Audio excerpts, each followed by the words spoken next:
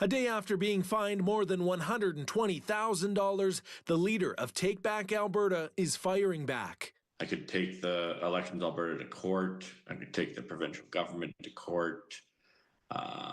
I could just not pay them. Elections Alberta alleges TBA and David Parker failed to keep proper records, did not report fundraising money, and lied to the chief electoral officer. Take Back Alberta is a registered third-party advertiser, but in an interview with City News, Parker says the fines are related to what he considers grassroots meetings. There is a fundamental disagreement between myself and Elections Alberta on whether or not the meetings are elections advertising. And I refused to say that they are. Elections Alberta does not comment publicly on investigations and does not share copies of its reports. The fines add up to more than $122,000, already making 2025 the highest total Elections Alberta has issued in any year since 2019. A $13,500 fine against Take Back Alberta is for accepting donations outside of Alberta and Canada. Yes, okay. Yeah, we did receive $500 from outside of Alberta.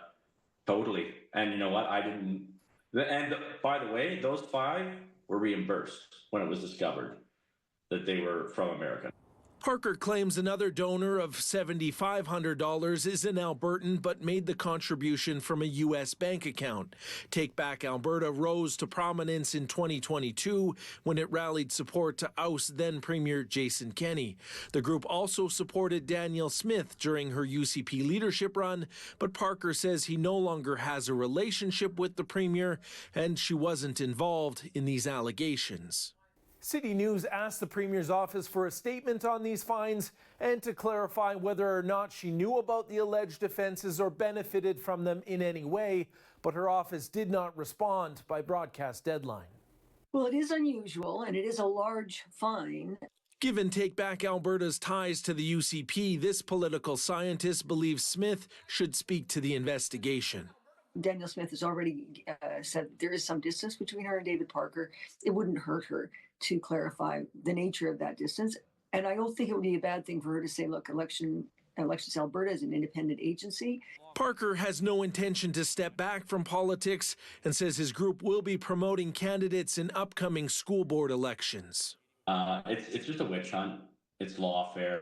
We've seen this happen in the States.